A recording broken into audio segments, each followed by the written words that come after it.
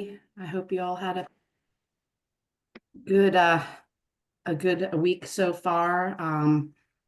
I've got our agenda in front of us, and we are going to be looking at the Basin Council. I believe they met, but I'll let John speak of that. Finalize the draft plan and executive summary. Talk about consensus and review the second page summary sheet and finalize prep. It's a lot. This is a lot for this meeting. Finalize preparations for the first public meeting and review the RBC membership terms and limits. Do I have a motion for our agenda today? Motion to approve. Okay, I think I've got a first. Yeah, I got Harry and Daniel. Okay, beautiful. All in favor? Aye. Aye. Aye. Very good. Any opposed? Okay, and the motion passes. We also were provided with the February 12th meeting minutes and summary. Hope everybody had a chance to review those. Do we have a motion to approve those minutes, please? So I think I got one. moved. Yeah, I got Dan as one. Anyone want to second that? I'll second. All right, thank you, Daniel. All right, all in favor? Aye. Aye. Any opposed? All right, and that motion passes as well. Thank you all very much. We don't have any really housekeeping per se since we're virtual, but as I usually do, I'll turn it over to John or Ashley for anything newsworthy or that we might need to know before kicking off our meeting today. Sure. Thank you, Jill. Last week there was the drought table talk exercise. I was not in attendance, but I know some of the folks on this call were there. Scott Willett, Mark Warner, you guys attended, I'm assuming. Is there any feedback you want to give to the RBC or a summary of the tabletop exercise that you think is worth offering up to those that weren't there? I'll offer a couple of comments. I thought it was very enlightening. It was run, I thought, very well. A lot of good participation, a lot of good interaction, and I certainly recommend if you have an opportunity to participate in another event like that, I would recommend it. Did it make you think of any different recommendations, Mark or Scott, that we would want to put forward as part of our River Basin plan as it relates to drought and drought response?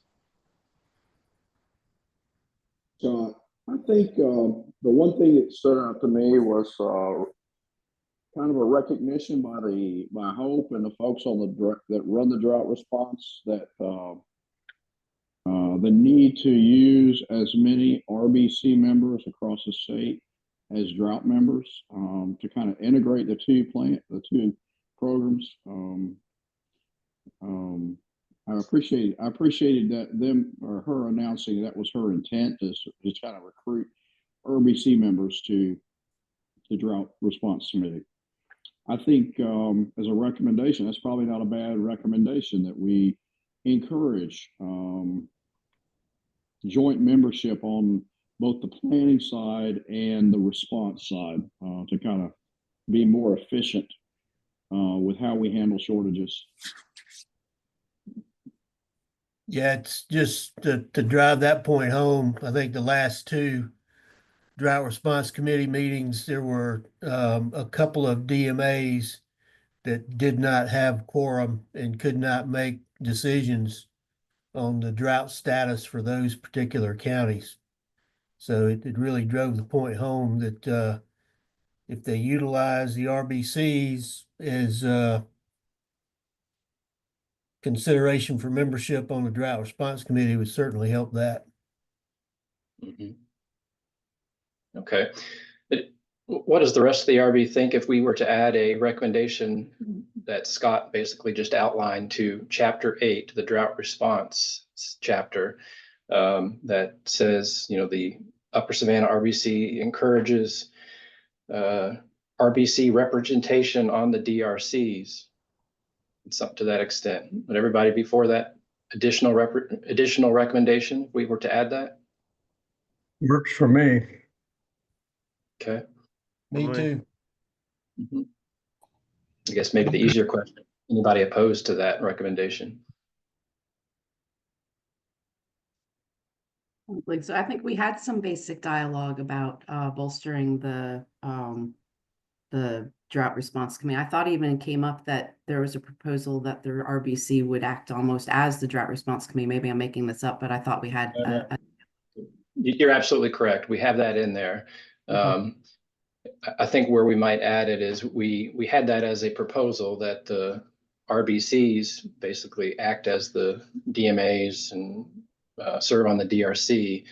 But I think we noted also in the chapter that if that recommendation weren't put forward, we can still encourage RBC members to be on the DRC. So it may just be the addition of a sentence or two and not even an explicit recommendation. So we'll revisit that chapter and make sure it reflects the comment we just heard from Scott. I think the only comment I would add to that is that our recommendation that the RBCs become basically the drought management area committee members would require a change in the act and the regulation. Whereas Hope's proposal of just recruiting her drought response members from RBCs doesn't require anything more than her to target her participants, and it doesn't require revisiting the act. So if you want to reopen the act, I fully support the original recommendation to let the RBCs become effectively the drought management response folks, or a subset thereof. If the act is not going to be reopened, or it's going to be, if we were to even talk about reopening the act, it's unlikely the act would be reopened, approved, and have a chance to recruit before the second planning cycle. So the interim may be just recruit members from the RBC. Right. Okay. Yeah, I think we can include that in the narrative and explain that approach. So that makes sense. All right. Well, thank you for that feedback on the drought tabletop exercise. Appreciate that.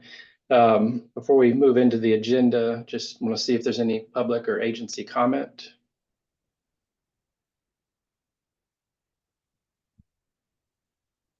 Nope. All right. Hearing none, let's move on.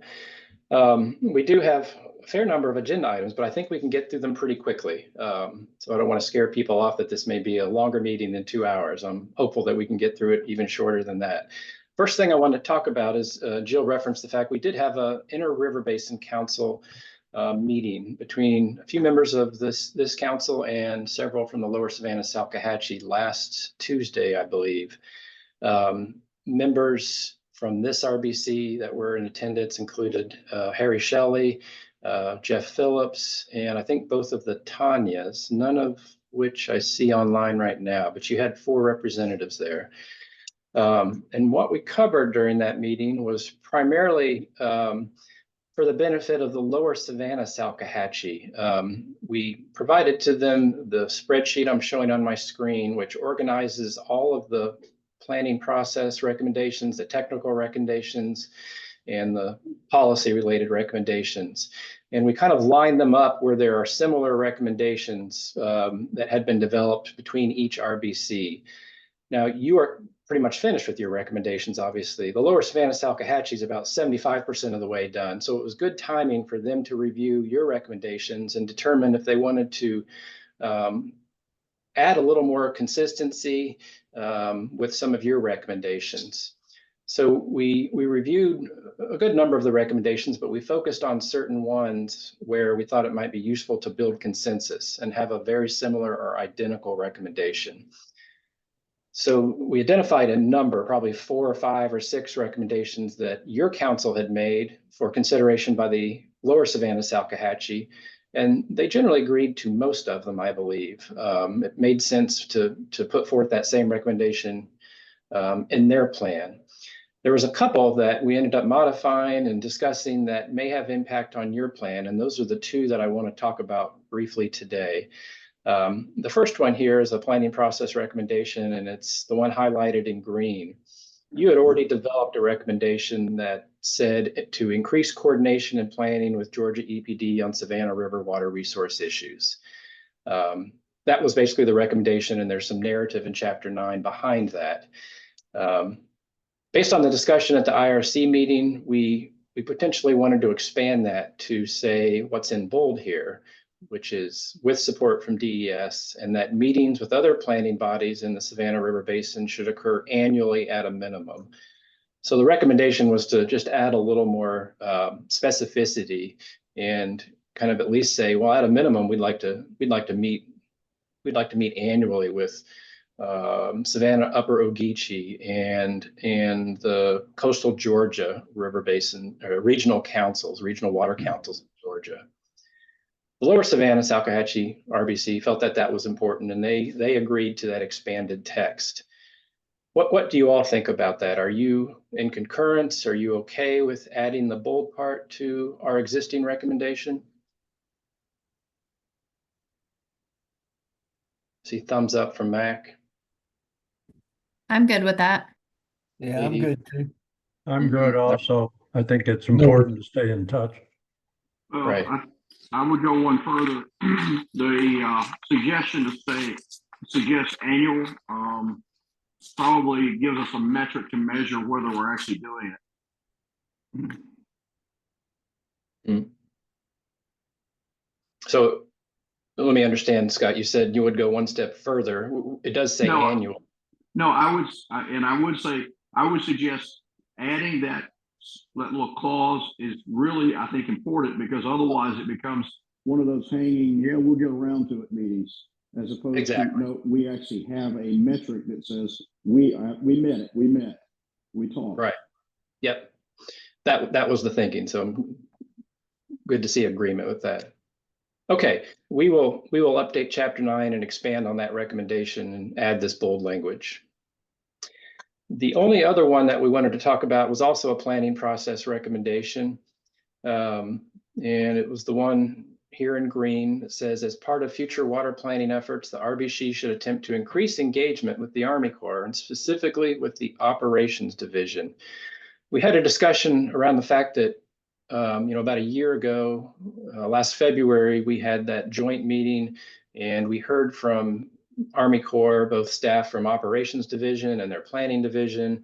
Folks got a lot of value out of that meeting.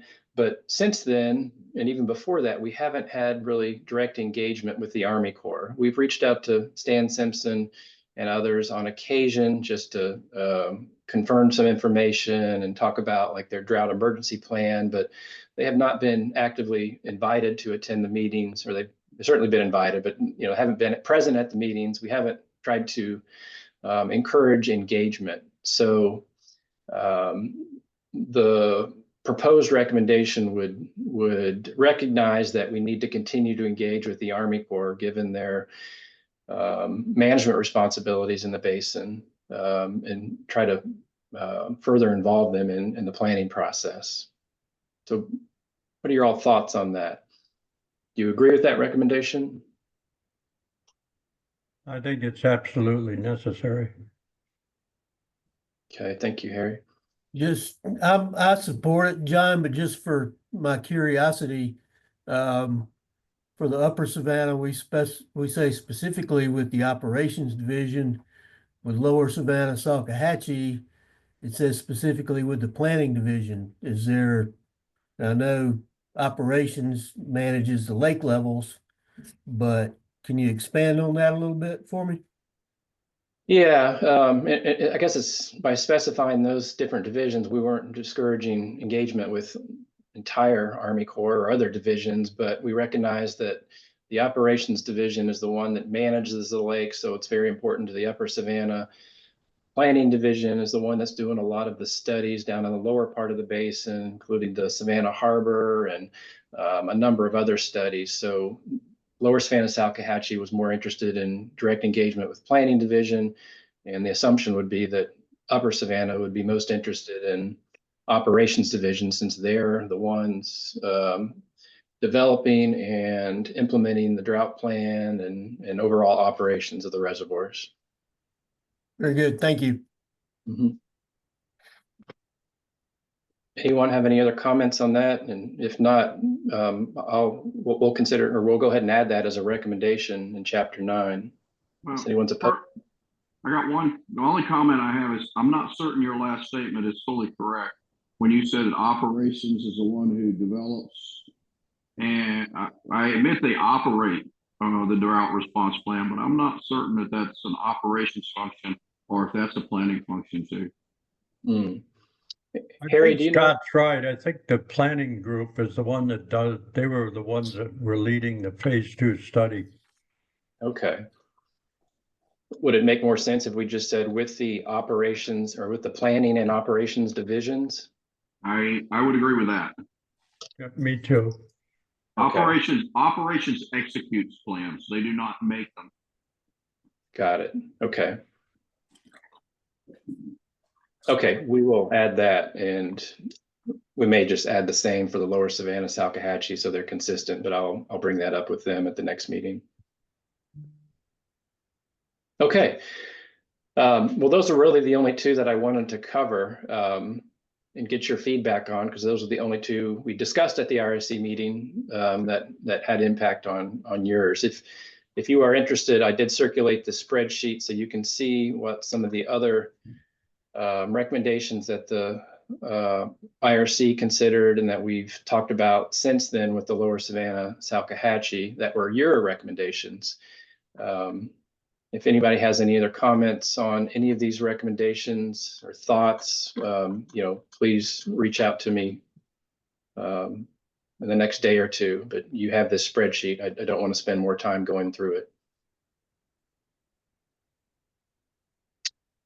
All right. I think we're good with that discussion on IRC recommendations. I appreciate the feedback. We'll make a couple updates to chapter 9, and those will actually trickle into the executive summary perhaps as well. But next agenda item I want to talk about is any final edits to the draft plan and or the executive summary. Both were circulated, I don't know, several days ago, maybe Monday morning or Sunday night. The draft plan has very few changes since you saw it last time. In fact, you might not even notice any of the changes. One of the changes I did make was to chapter 1, and there's a table in chapter 1 that lists the RBC membership. We've had a discussion about RBC membership at previous meetings, acknowledging the fact that there's 2 members that hadn't been in attendance at the last probably 7 or 8 meetings now. Chuck Connolly was one of them. Had represented golf course. He took another job in another part of the state. I reached out to him and he said, yeah, he has not been able to remain active, and it's probably best if he not remain on the RBC given his new position. So I've removed him from table 1 and he won't be voting on the plan. The other member, I think, was Tim Hall of Abbeville. I reached out to him several times and haven't received a response. So I don't think he's intending to continue to engage or stay involved in the RBC.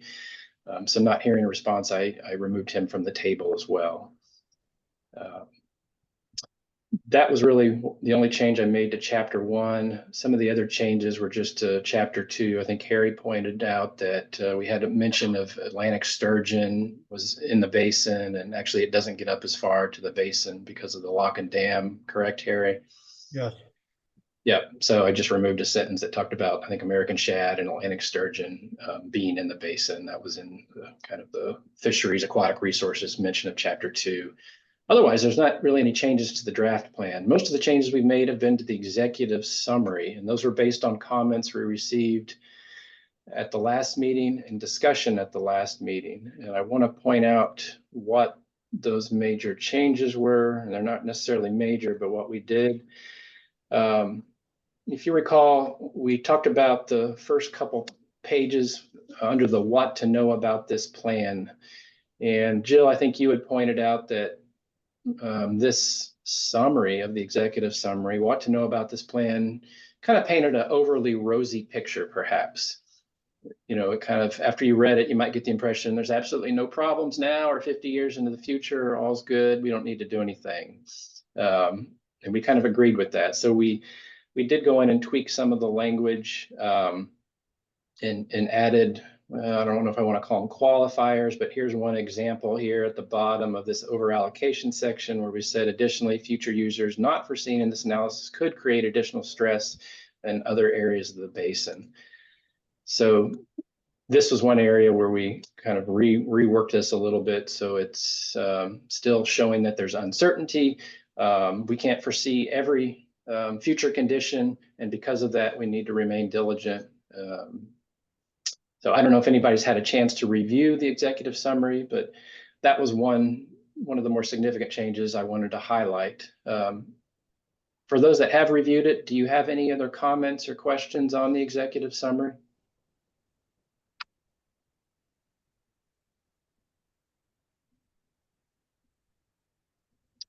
Let me ask a different question. How many folks have had a chance to review the executive summary since I've circulated it?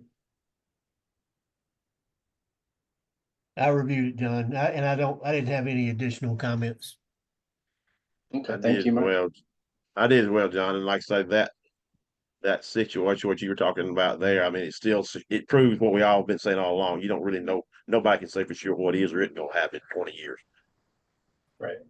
I think that's One kind of nit, I'm surprised we had a picture of the North Augusta shoreline in the Upper Savannah executive summary. Not that it's not important, but it's not really in the Upper Basin. Yeah, that may have been me pointing to the wrong picture. Do you remember where that was, Harry? Yeah, it's under water demand summary in the executive. Yep, yep. Harry, that's like B-roll in a movie. Don't you know, like on the Western, sometimes they're showing Canada and they tell us it's Montana. Yeah, exactly. It was filmed in British Columbia. Yeah. The spaghetti western, we're filming in Spain, pretend like it's American West. I'll make a note to switch out that photo. I gave my graphics guy a number of photos to choose from, and I probably accidentally put that one in there, and I didn't even realize it. It's a nice picture, but it is a nice picture, but it's not in the Upper Savannah Basin. Right. North Augusta is very proud of it. Mm-hmm.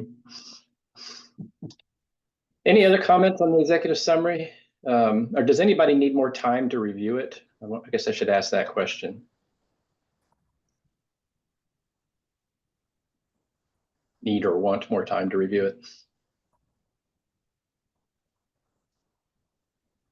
Okay, I'm not hearing anything. I will mention too, we did have some internal CDM Smith reviewers that aren't familiar with the project read it, just to get their feedback. If you don't know what's going on and you pick this thing up, would it make sense? Is it understandable? Would you follow it? So they had a few good comments, especially in the foreword where we explain the planning process to simplify things for a reader that is not familiar with water planning at all. So there's some other very, very slight modifications we've made to make it more accessible to someone that is not familiar with water planning, hasn't been following along for the last 3 or 4 years. But those are the only other changes that we've made. Okay. Well, if everyone's good with the executive summary and there's no other comments on the draft plan, I want to mention one more thing, which Don Todd, who's online, just slipped in under the deadline about 20 minutes ago, 2 additional suggested sentences to include somewhere in the plan. And I wanted to run these by everybody. We had actually talked about this in a previous RBC meeting. And I think Don had specifically said, yeah, let's try to point this out to show that we did look at this, but it didn't really result in any recommendations. And we failed to specifically or implicitly include that from that discussion. So I want to make sure we get it in if everybody agrees. The first one was that lake levels were modeled compared to ramp and access level requirements for recreational activities. And we saw, based on the analysis of our planning scenarios, that there was limited recreational access or that the impact was minor even at severe drought conditions and warranted no recommendations. Now, when we did the synthetic drought analysis and we created those much more severe droughts, we did see more impacts to dock access and recreational lake levels. But we also saw, impacts to water supply. We saw more shortages. We saw reduced releases from Thurman. But right here, we're talking about just the typical planning scenarios. So is everybody okay if we work that first sentence in? Sure, I agree with that sentence or that statement. Anytime you get if you look at I've sat in some of the drought calls that Corps has, and once you get down to 6 or 8 feet, there's no swimming things open and most of the ramps are closed. So I kind of disagree with minor even at severe drought conditions. I go beyond slight disagreement. We were down anywhere from, when we go down 10 feet, and we've been down as low as 23 feet in Hartwell, there were no ramps open. Actually, there was one that was at a marina. If you had a boat, you had to go to marina and they had to push it out. So I can't see how you could ever say that there was only limited or minor and warranted no recommendation. We don't really have a recommendation other than pray we don't ever get to the drought. But you can't say that there's only minor inconveniences on the recreational side. You go down 10, 12, 15 feet and recreational opportunities are pretty much gone. Yeah. Exactly. So my recollection is that it didn't occur very often at all, and only for short periods in the analyses that I'm remembering or was able to get to, and that's why I used the word minor. But I'll accept if we make it much stronger without a recommendation, then maybe then you get into the area of how important is recreational activity compared to other activities around the lake, like water supplies and cooling and so forth. So in other words, this particular recreation is going to take a back seat. So maybe it still doesn't deserve a recommendation, but it's for another reason. So Yeah, I get what you're saying. So I didn't exactly know, given that there's no recommendation based on, or this is not given as a reason for any recommendations that we've made, I chose to say the word minor. So, but I'll accept anything else that we want to do, because that makes sense, of course. I think the important thing to recognize is because we're on the lake system, and particularly the Corps managed lake system on the Upper Savannah. They have a multi-objective criteria of what they're managing for. Once we get down 12 or 14 feet and we've lost most of the dock, most of the boat ramp access, and they've made recommendations to stay only in the main channel, recreation that goes from one of the top 3 things they're managing for to almost the bottom, because they realize that at some point it's basically close to recreation. And I guess that's the point I would make. It's like at some point drought closes our lakes to recreational opportunities. Right, but if you add it up on dollars and cents and impact on dollars and cents basis, I tried to make numbers out of that thing, and I couldn't get anything that would wind up and be comparable to some of the other stuff that was going on. It appeared to me, at least. And so, I also asked questions about justification for the lakes, or in the cost benefit analyses, was recreational a big number or a small number? I found that it was a no number in many cases, Hartwell, for instance. And so I tried to justify trying to make a case for keeping ramps open and the swimming areas open in the overall sense, and also looked at the frequency of when it happened. And both of them came up to me saying, in the big picture, as a representative, as I am on the committee, I'm an alternate for Billy, and as a representative, I want to represent the cause correctly, but I recognize the cause as being one that's a smaller cause than most of the things that go on in water supplies when things get tight.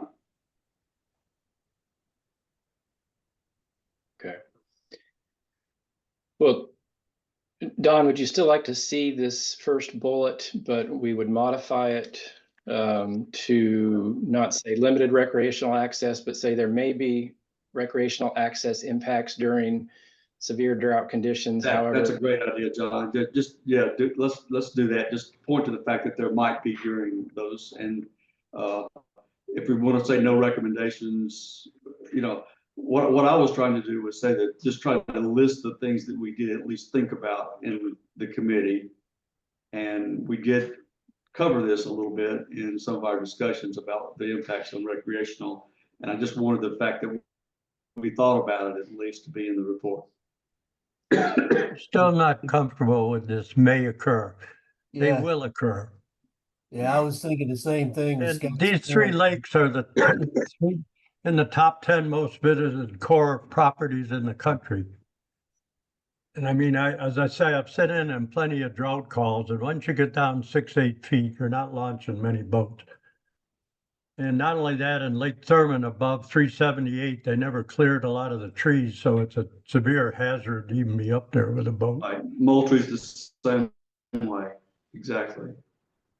Yeah, okay. I don't disagree with that. Just so we get something in to say that we thought about it and it's been part of the deliberations is what my main thing was.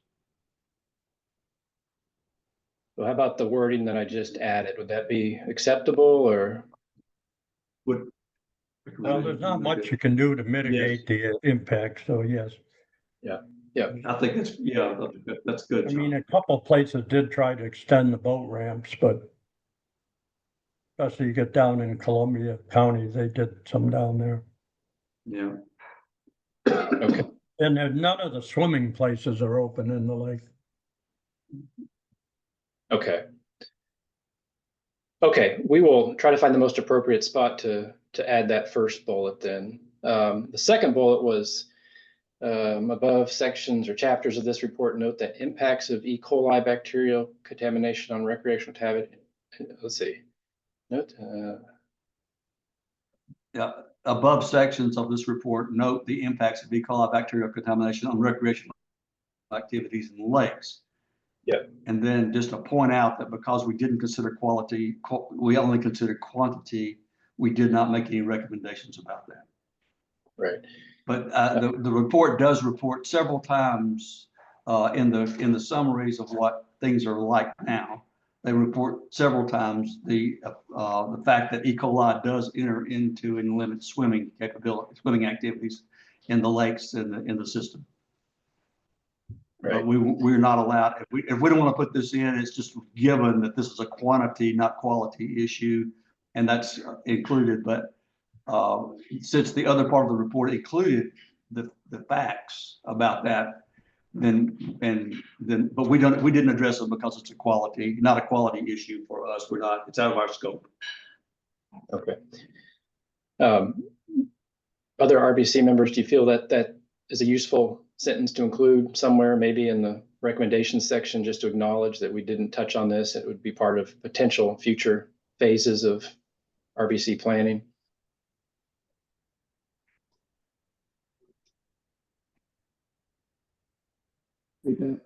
Harry, you're speaking, but I think you're on mute. Harry, were you trying to say something? Had a lawn service was outside. No, I'd say as long as we have something that the next phase we're going to look, because there's other issues besides E. coli in terms of water quality. Mm-hmm. I think Katie's comment in the comment box is probably right. I mean, we've said several times we've stopped short because that's not in the scope right now, but it should come later if this continues under a quality provision. Okay. Yeah. Okay, and Katie, I think we do have a recommendation about focusing on like DO and bacterial issues, so we can try to expand on that recommendation in Chapter 9 to specifically mention the future focus on that if needed, and that may be the appropriate place to add Don's statement here. I'm fine with that. Okay, Scott, I think you may have been starting to say something too. Did you want to add a comment? No, you nailed what I had, which is just to point out that it's out of scope for this effort. It does not mean it will be out of scope for future efforts. Good, okay. All right, Well, thank you all. yep, thanks, Don. Jill? Not to go backwards, but I am, so I'm apologizing. And I was trying to hunt it out, and I believe it's in our recommendations. I just want to make sure. Over in the lower Savannah, when we were doing that comparison, I finally found what I was looking for. They had a statement that said the future SWAM modeling should incorporate scenarios that further examine future uncertainties such as changes in rainfall, hydrology, alternative population growth scenarios, et cetera.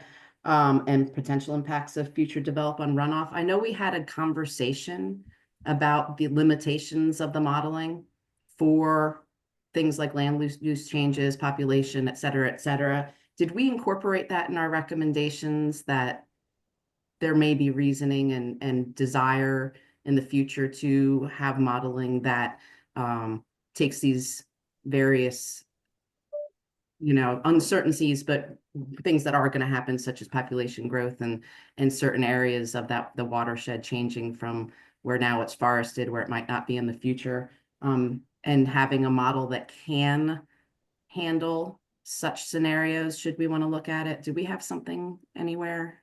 Because I know we had a conversation about it. Yeah, I believe we did. Let me go actually right to the plan itself.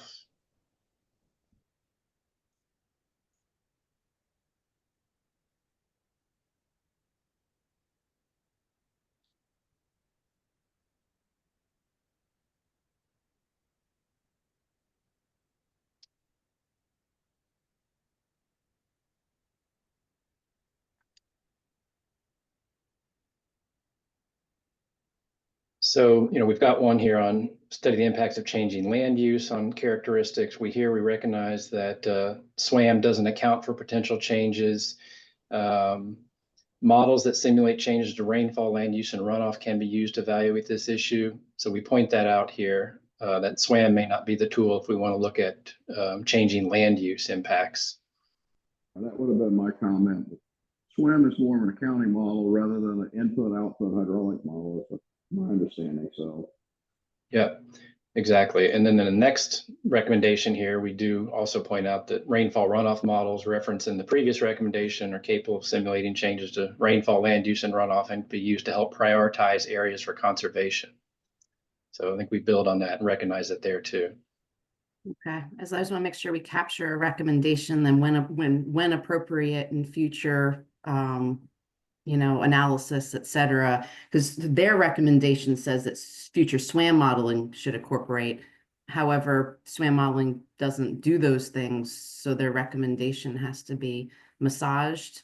And I'm not sure if we actually have a recommendation to use future modeling or other modeling, should it be found necessary to capture these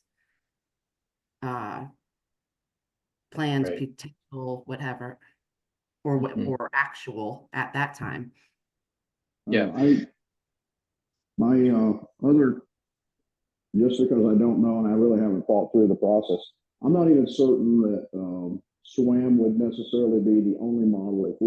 If we start incorporating water quality, I don't know how that works with the existing SWAM model without significant augmentation. That's just from where I'm looking at. John, you may have you may think that there's a quick fix around it, but I'm not seeing it. So, yes, certainly the SWAM model and the outputs, which are just flow, could help inform water quality changes. So if you're looking at like a assimilative capacity, the impacts of future scenarios to assimilative capacity, you would kind of couple output from SWAM with a water quality model, perhaps.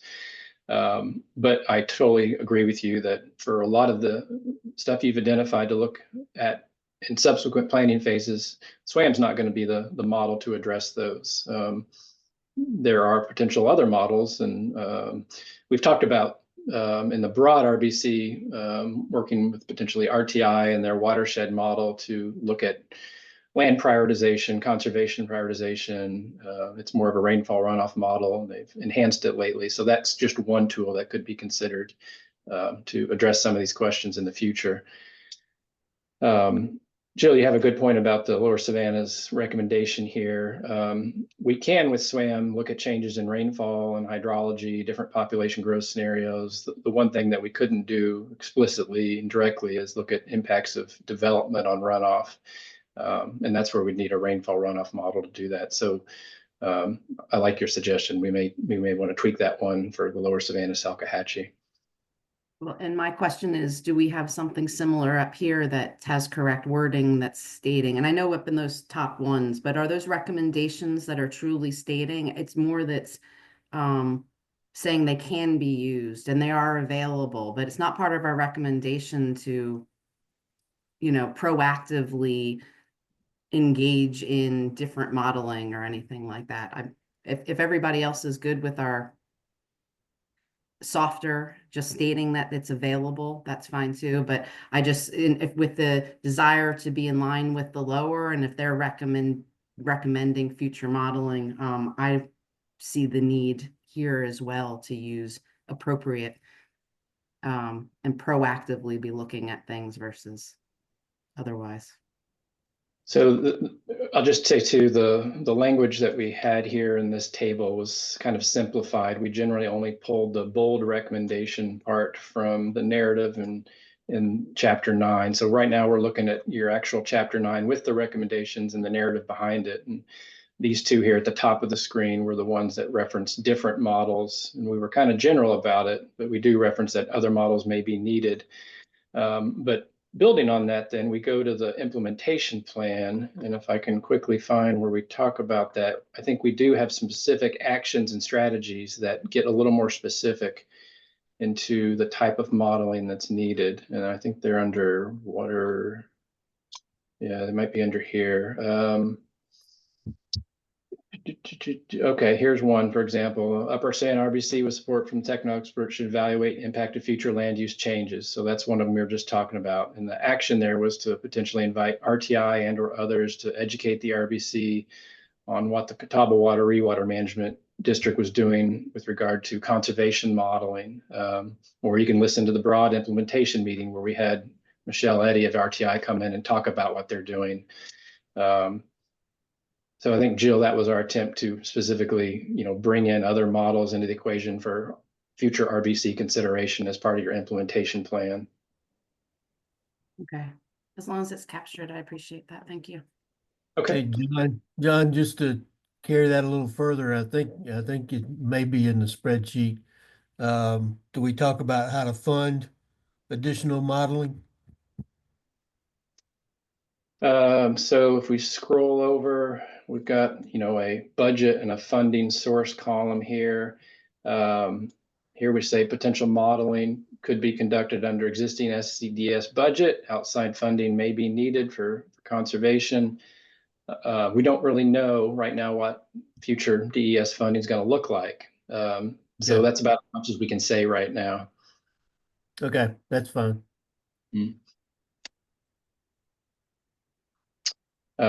Just for your information, the broad RBC asked RTI when they gave a presentation, what would it cost potentially to use their waterfall model in the broad basin and do something similar to what they did for the Catawba Water Re. And she said, it kind of varies depending on how detailed you want to get, but she threw out a number of like 100 to 150,000 as an average number. So I don't know if that's helpful to you or not, but it gives you at least a ballpark. Thank you. Okay, any other comments or questions on the draft plan or the executive summary before we move to the next step, which is doing a test of consensus? So I want to make sure we've spent enough time to address everybody's kind of final comments or suggestions.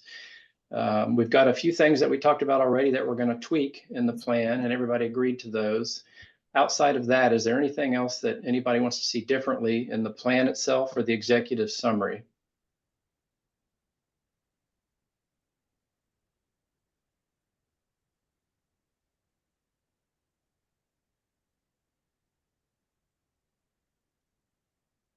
Okay, well, hearing nothing, then I think I'd like to go ahead and move to the test of consensus on the draft plan. Let me give you a refresher of what the planning framework requires. There's 2 steps to the River Basin Plan approval process. The first step is what we're going to attempt to do today, which is a test of consensus on the draft plan. And as part of this process, each RBC member will give it a 1 through 5 rating. 1 being full endorsement, 2 being you like the plan, you've got a few things that you wish were a little different, or maybe a few recommendations that you proposed that didn't get into the plan because there wasn't consensus, or any other example why you might not be, completely behind the plan, but you're certainly endorsing it. That's a 2. 3 is if there's some things that bother you a little more, but you still endorse the plan. 4 or 5, I don't expect to hear any 4 or 5s because I would have heard comments from you up until now saying that I'm not happy with this plan. But 4 and 5 is if you can't live with it and you require major changes, or you're fed up and you don't like the plan and you want to withdraw. Again, I don't expect those, but that was the intent of the water planning framework, to test consensus on the draft. We're only going to do this for the draft. Once we publish the draft, put it out for public comment, have the first public meeting, and then address public comments, we'll have our final plan. And at that point, each RBC member will be asked to either vote yes or no. Do you concur with the plan, or do you not? So not a 1 through 5, just a thumbs up or thumbs down vote. Any questions about that process? Everybody understand it?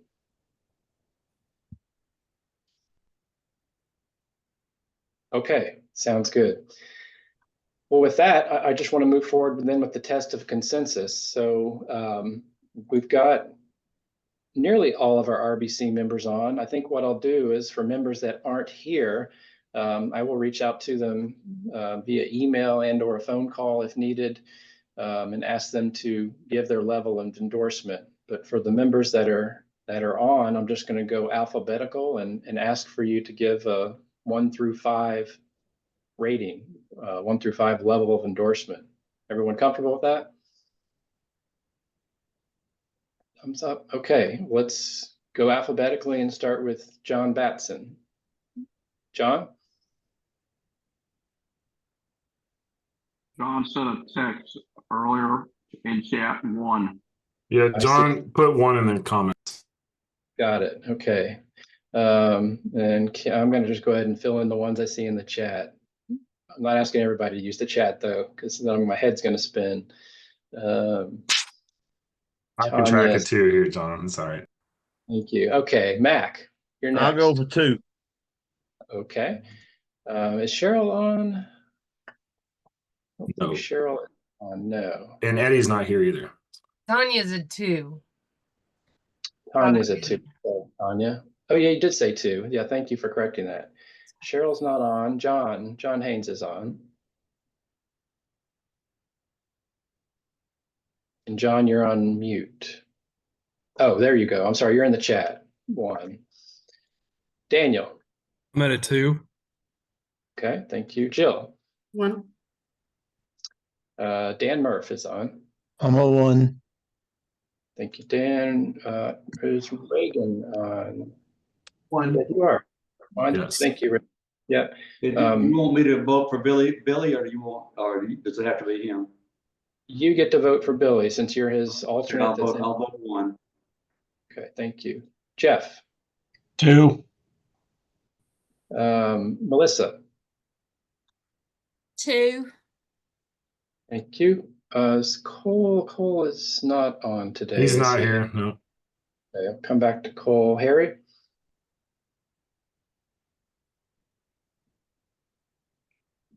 Harry, I'm sorry, I didn't hear that. 2. Thanks.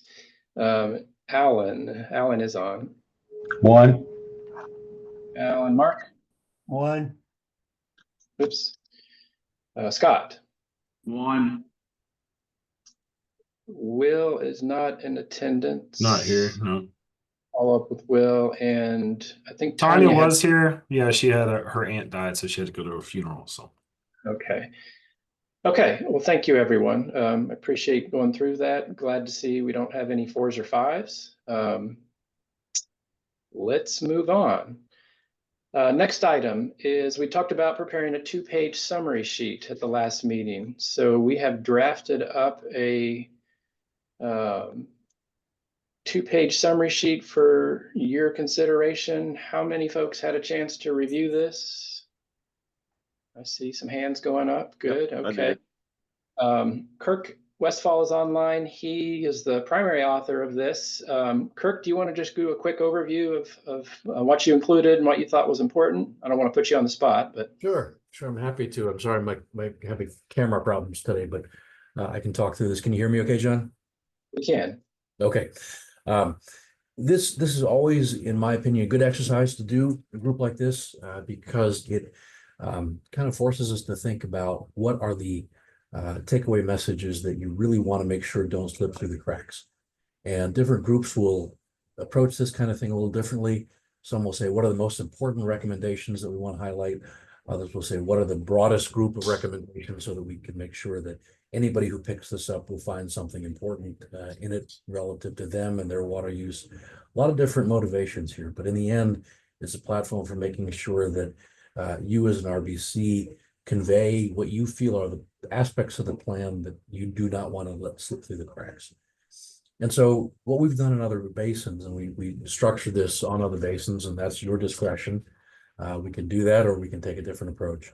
But we started with structuring it in a similar way to other RBCs. The first page is basically a summary of your planning process, what you did, so that people understand who you are and what you did. It's a summary of the current uses of water in the basin. And then the second page is when we get into summarizing the recommendations. And in one page, it's obviously impossible to include all of your recommendations, and that's why this is a summary. And that's why different groups approach this kind of thing a little differently. Some, as I said, will look at what are the most important actionable items to put forth.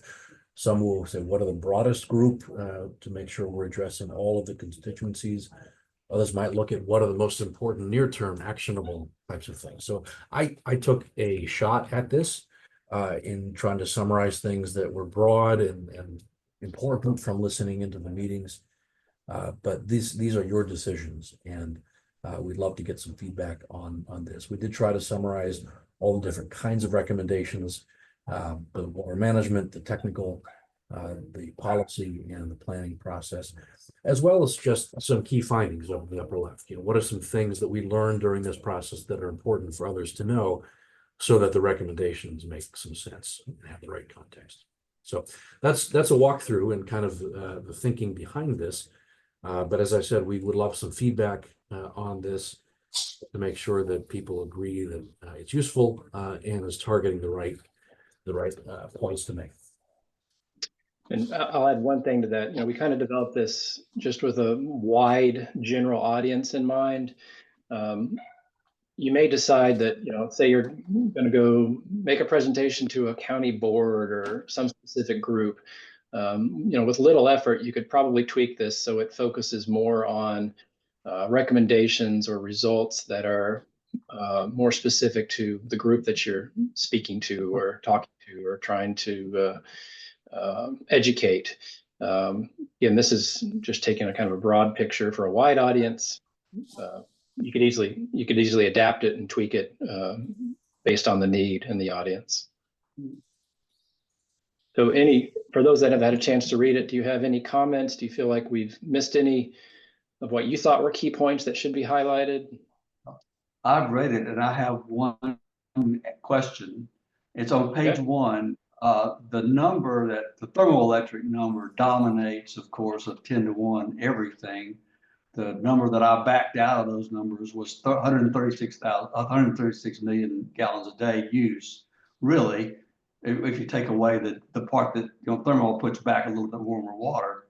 And my question is it a convention to actually present things this way that seems to me to obscure the reality of how much water we're really using? Or is it something that in other words, could we actually report the net for thermoelectric instead of the gross numbers. Yeah, we sure could. That's your discretion. I think there's no standard there. And it's certainly an overwhelming aspect of your basin for sure. So if you're more comfortable reporting the net there, John, I don't see any problem with that. It's just a question if it's convention or if it's something that's fine. And I wanted to ask the question because it's hard for me to interpret numbers like that. Yeah, well, Sometimes when I just look there at really it is no convention. briefly. I wouldn't say there's a convention for this. It's just taking information from the chapter. I mean, Well, I I think like it. I'm Excuse- sorry. Go ahead, Tanya. No, go ahead. I just say I think it's important that people can see it. There's a star that says thermoelectric cooling, much of it is returned, but I mean it's reality that is how much comes out of the river and is used for thermo, is Okay. heated up and put back into the system. Okay, well, when I ran the numbers out, I get a total of 136. So that's the only reason I did it. And I'm not exactly seeing that number anywhere. That is the number that we're actually dealing with for how much we take out of the system. So, but it's not a big deal to me. It's just a little bit of math to get to the number that means something to me personally, but maybe for everybody else, it's not the same. Yeah. Would it be helpful?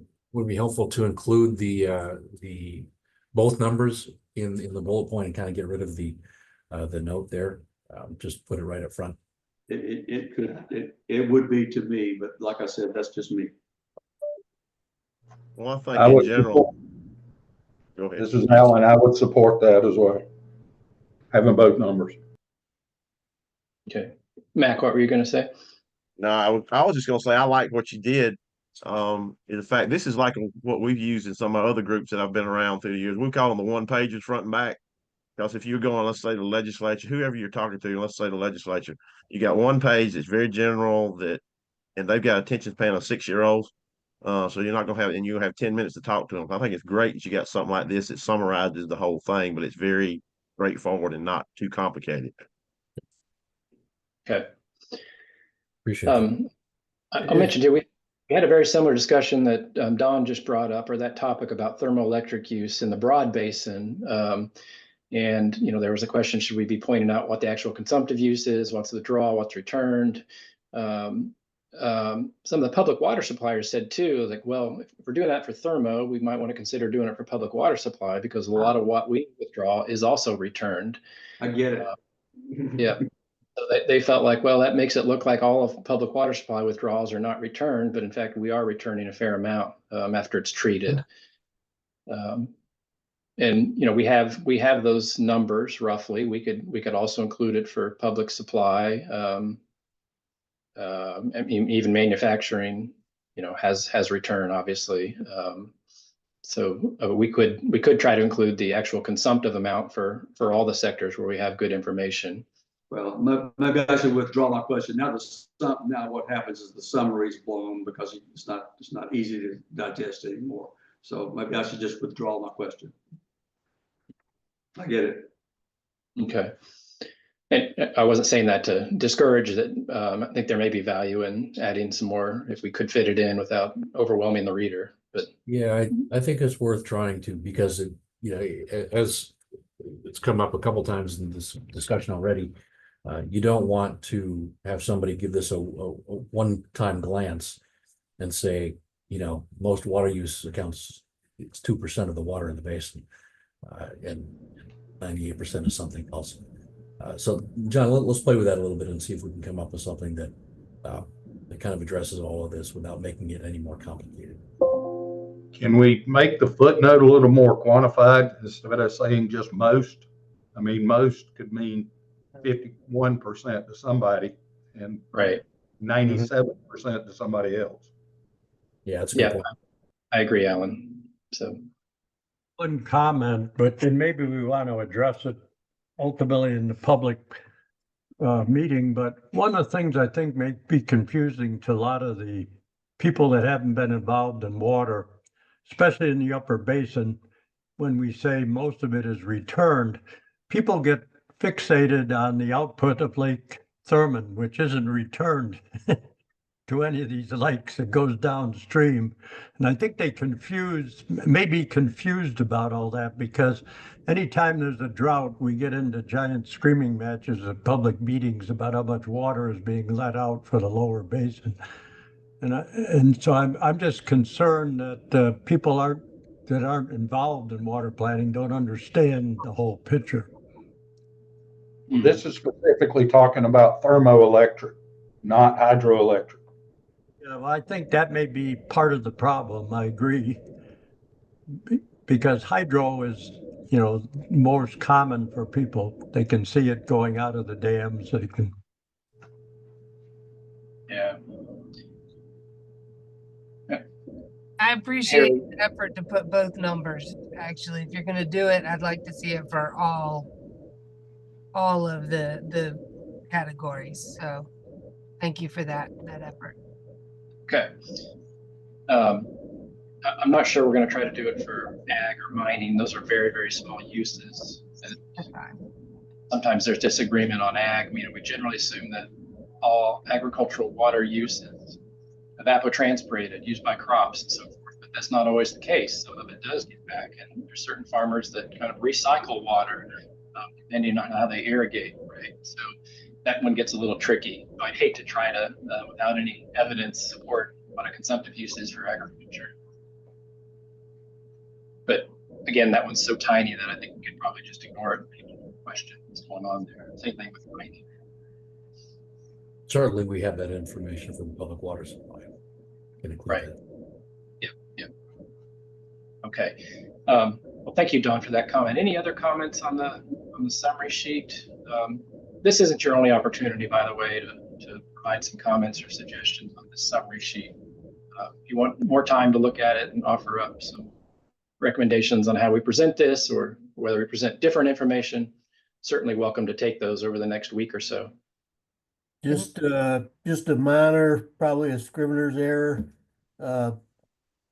Line 8 in the next paragraph below the discussion we were just having. High demand scenario, which assumes a dry climate. Yeah, hot and dry. Thank you. Yep. I'm married to the world's finest proofreader, so I've been conditioned. Just the other one it wouldn't be climate, it would be weather. Climate would be much longer term, I think, but either way. You're suggesting we use the word weather instead of climate? Generally, most people think when they say climate, it's a longer term, like, you know.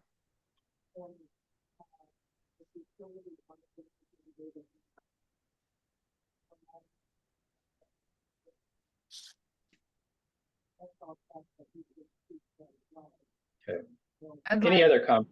Yeah, I'd like to make a pitch for data democratization or the sharing of data somehow to be put into recommendations. I think maybe, I don't know where, if it's technical, if it's whatever, but that data should be easily accessible for better decision making. Good. That's very helpful feedback. We want to make sure that we are elevating the things that are most important in your minds. Other RBC members agree with Tanya's suggestion. That's a fairly easy one to add if we can fit it in, but just want to make sure everybody else feels that's important. I'm fine. John agrees with it. Yep. Good. Okay. You could probably fit it in if that last sentence in technical recommendations turns into a bullet instead of an extra little wordy thing that says also recommends blah, blah, blah. Maybe you can fit Tanya by reducing the language there. Yeah, that's a good suggestion. Thank you. Anything else?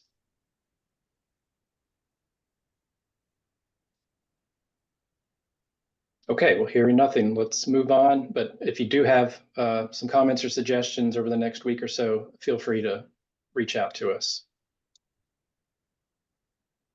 Save this. Okay, that's the 2-page summary. One of the last things I want to tackle is the public meeting presentation.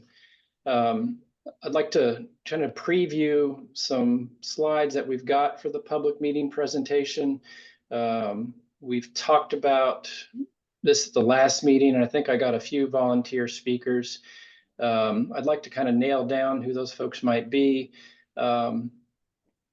And you know what, maybe I should do first is skip ahead to potentially scheduling or picking a date when we could have the public meeting, because if we pick a date when a speaker is not available, that may impact who that speaker is.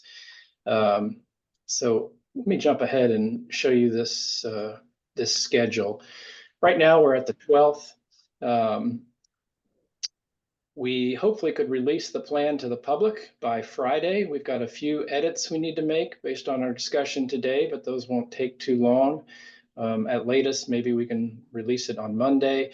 I think and Scott, correct me if I'm wrong, what we really want to do is make notice of the public meeting, and that needs to be 30 days in advance. So if we make notice of the public meeting by this Friday or even Monday, that means we could potentially have the public meeting this week of April 14th.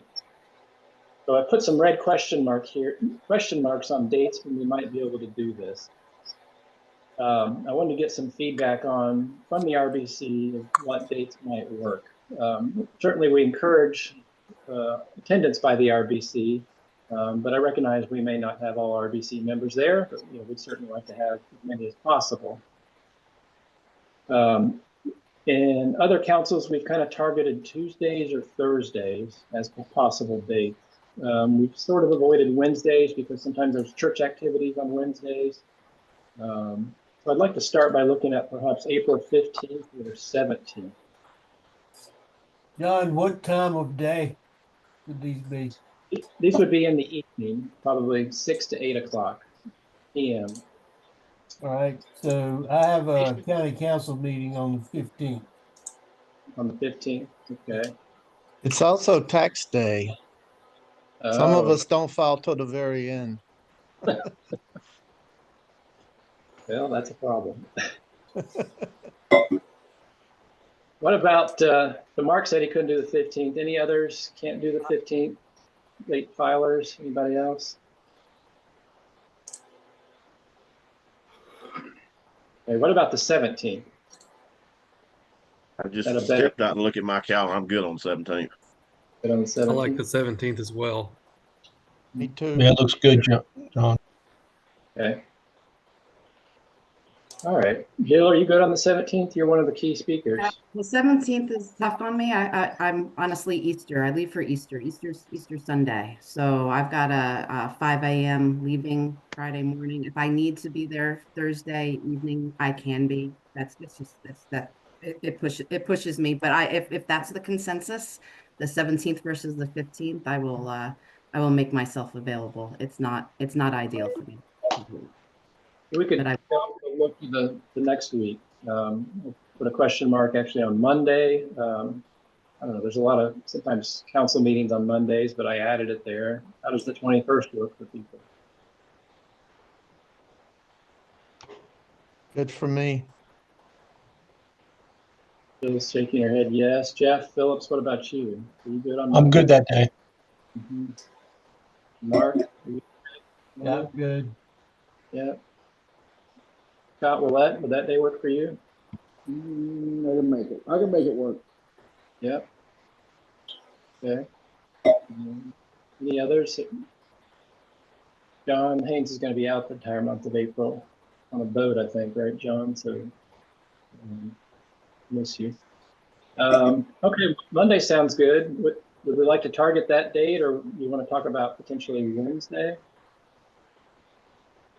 John, I had to step out and check my calendar. What you talking about now? The 21st April? Yeah. Yeah, I'm good. I'm good that whole week. I had to look at the wall calendar in the main office. Yeah, I'm good for the whole week of the 21st as well. Well, minus the water SC day. Yeah. Ashley, does the 21st work for you if you made it that day? Yep, the 21st is open for me. Okay. Okay, just so we'll target the 21st. We need to talk about location and venue, and I'll work with DES. Anybody have any suggestions on location or venue?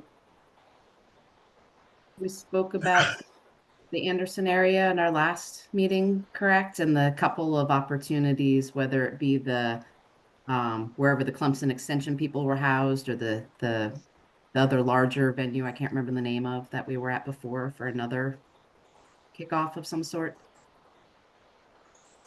The Anderson County Annex could probably be used. I think we met here once. Yeah, that's the one I'm referring to that I said, that whole Clemson Extension. I don't know the names of these buildings. My apologies. Yep, that one's pretty close to Star Island where we meet, so that'd probably be a good location. Scott, were you gonna say something? Harder? The Trident, I forget the name of the community college in Anderson is where we had the first, I think it was the first public meeting. I feel like that site's better suited for a public meeting than that annex with Clemson Extension. Just my 2 cents. Yeah, if we can get access to Tri-County there, that's probably the best spot. Okay. Well, we'll work with DES to see if that's available on the 21st. If not, maybe we'll check the Clemson Cooperative Extension Office. As a backup, would the 23rd, which is a Wednesday, be accessible? Where did we do the Anderson Water Council press conference at?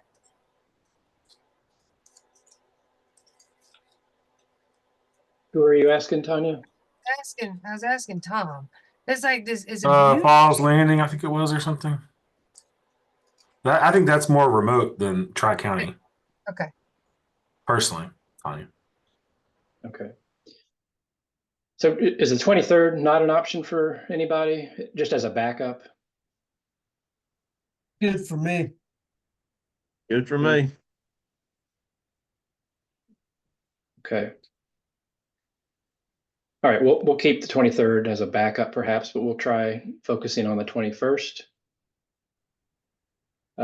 Scott, I'll talk to you later. Maybe we'll try Tri-County as the first option and see what happens, but we can work that out later.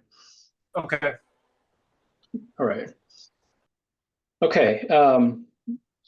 So with that in mind, let me just do a quick preview of what we've got for potential public meeting presentation. And let me back up one second, go back to the other presentation. What I'd like to do is potentially identify some speakers from the RBC that are willing to talk about certain items. This is kind of just the general agenda. Jill, I've already put you on for welcome and introductions.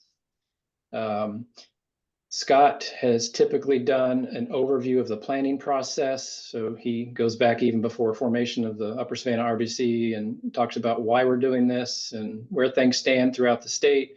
Touches on some issues or just summary of water planning in general. And then we get into the actual river basin highlights. So I'd like to identify someone that's willing to kind of kick that section off and talk about vision and goals.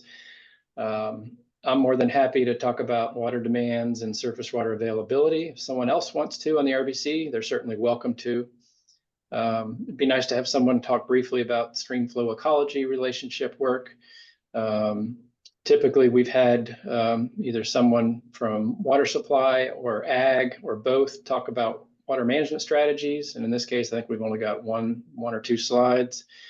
Then we've got a few slides on plan recommendations. It'd be nice to have someone talk about that and just mentioning the fact that we have an implementation plan that we'll be working on to move some of these recommendations and strategies forward.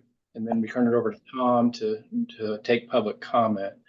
So as we review these slides, think about if you're willing to speak on any of these topics where I don't already have a name, and volunteer yourself.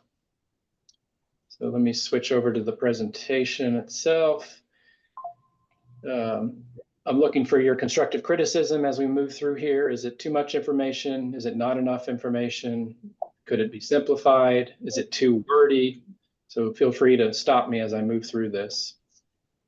Let me just hide this. So we've got just an outline of the agenda, what we're going to talk about. Jill, this is you just doing a welcome and introductions. assuming you're willing. We highlight who the River Basin Council is. At this point, we'd ask attending members to, stand up and we'd recognize you. Jill, you'd be kind of talking about how we have representation from 8 different interest categories.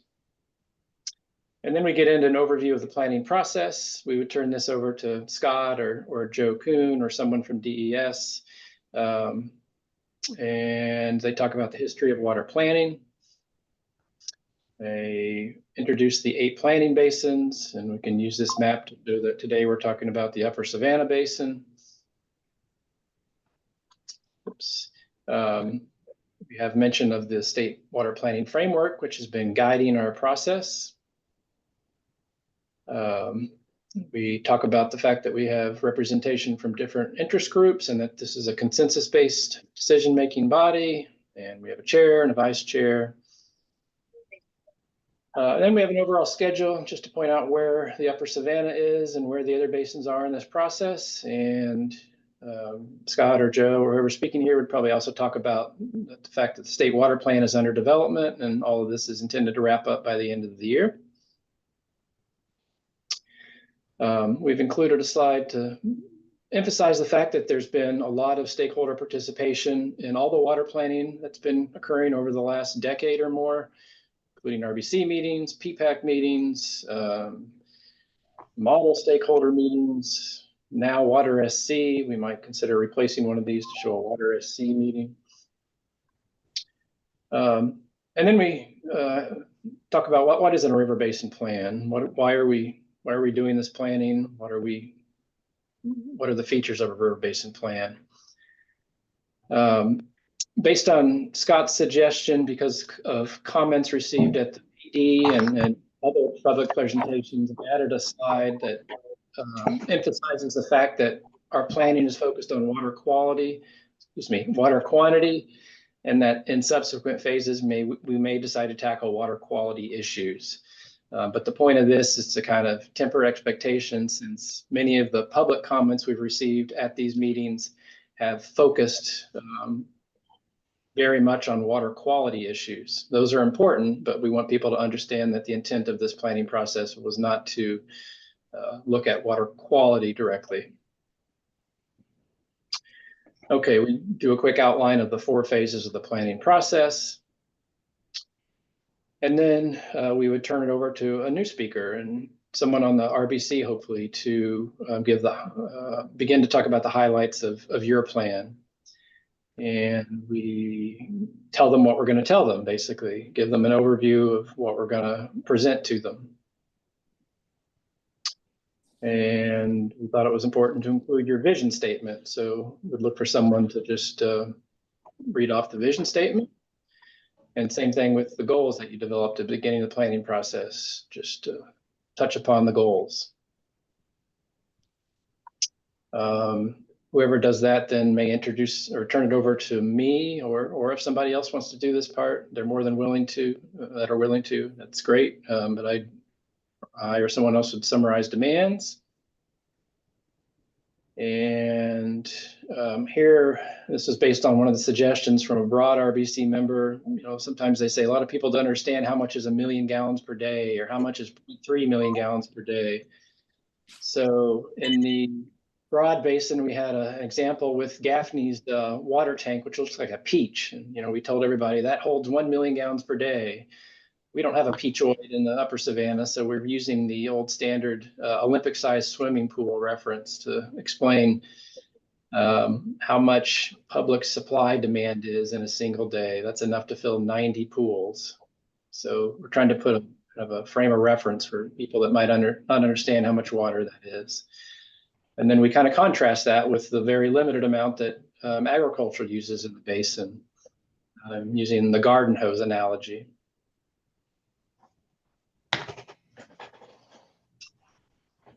Okay, at different points throughout these presentations, we sometimes put key findings. Here's one of them. The fact that 84% of the permitted and registered surface water is currently being used in the basin, and that's primarily because thermoelectric demand is much higher than other demands. But they use close to their fully permitted amount already, and that certainly skews this percentage, which is different than a lot of the other basins we've looked at, which were typically below 50%. So it's just one observation that's unique about this basin. And we have a slide. Just a comment, John? Yeah, This go might- ahead, Scott. This might be the an appropriate place to point out the difference between consumptive use. I agree. Yeah. Yeah, we can add maybe a little bit of text below the table to highlight the difference of or what consumptive use is, explain that term, and explain what it means here.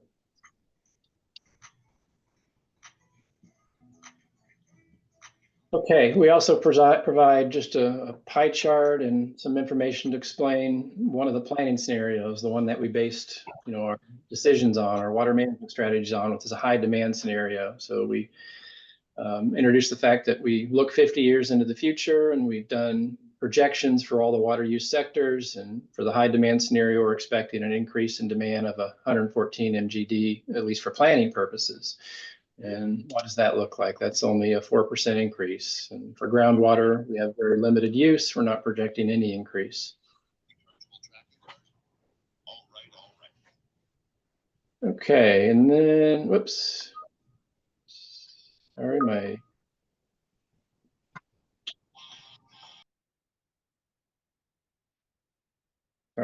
PowerPoint's getting a little confused. Bear with me.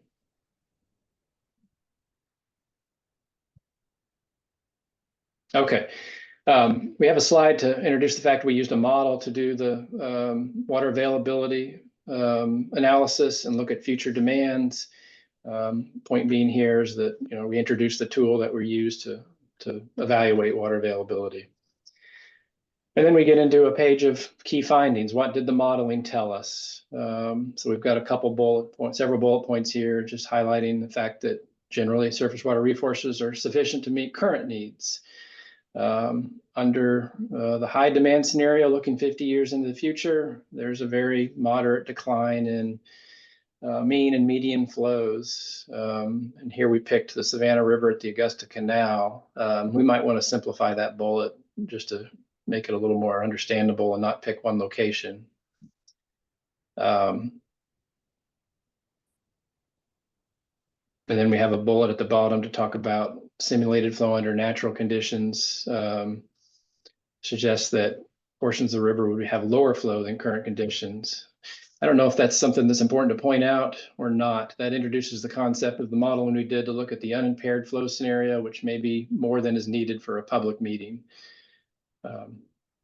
Any thoughts on that, whether that should be pointed out or not pointed out?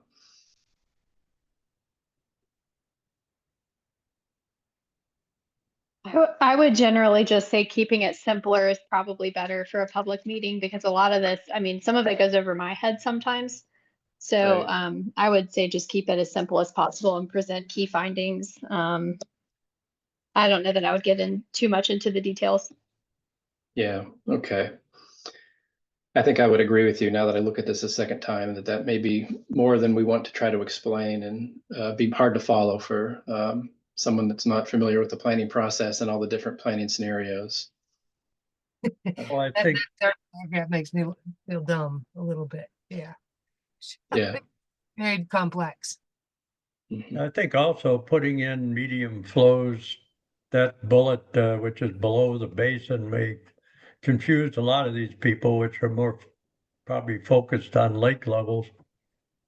Right. Yeah, so let me rethink those two bullets and try to present something that's a little more understandable. We might be able to present lake levels and show the limited impact of 2070 demands on lake levels on average or something like that. So I'll rethink those final two bullets and come up with something else. I think there's merit in mentioning the fact that we not only looked at the impact of water availability for human needs, whatever those needs might be, but are we leaving enough water in the system? So, I'd like to introduce the fact that, we've looked in this basin and in other basins across the state at the stream flow ecology relationships and the potential impact on different planning scenarios on ecology based on flow metrics, not on changes in quality, but on changes in flow. So we've got 2 slides to introduce that. What happened to the second slide? It's this slide. I've got them out of order, but that first one introduces it, and the second one basically gives the limited findings that we saw in the upper Savannah where we could do this analysis, which was on wadeable stream locations, not on the reservoirs, not on the main stem of the Savannah, but on the tributaries.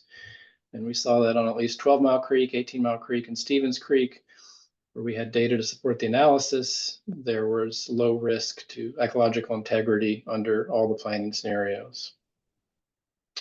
So those are the 2 slides we'd have to talk about stream flow ecology. Let me back up then, because I had those out of order. This may be too much information, but I thought it was important.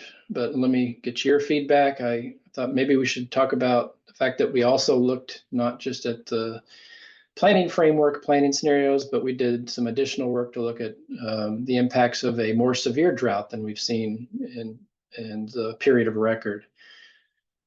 So the point here would be to introduce those 3 different scenarios and explain that, we were concerned about what if we have a more severe drought? How might that impact water availability and shortages? So this slide generally just introduces those scenarios. This slide then tries to present the key findings, which basically says that we would potentially see shortages if we had a severe drought under some of these increasingly severe scenarios from 1, 2, and 3. There'd be potential supply shortages from users of the lakes and reservoirs, and those frequency of shortages would increase. John, I know that you can't really do this, but I think it would be very beneficial if you could, if there's any way to talk about the likelihood or unlikelihood of each of the scenarios. And, having a 5th-year drought likely, having the 12 driest months consecutively probably not likely. Right. I mean, I don't know how you quantify that because but I do think that would be useful information rather than people navigating or migrating to worst case scenario. That's just 12 months. Well, the odds of the 12 driest months replicating themselves consecutively pretty slight. Certainly, yeah.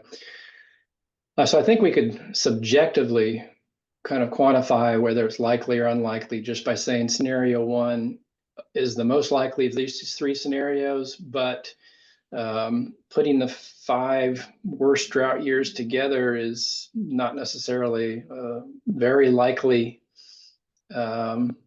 scenario that we'd see. Let me think about that a little bit, but we could subjectively say something.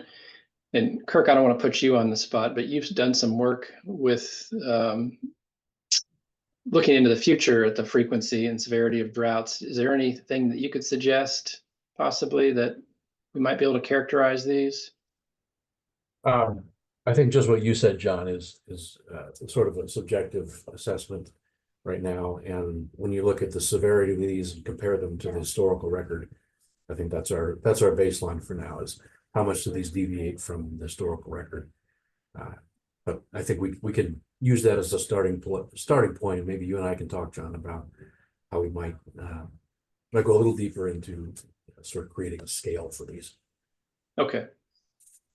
And John, in the reports and all, we did really well with labeling the pictures. Pictures speak 1,000 words. You've got 2 great pictures there. I, in my mind, kind of know where they are and when they're from.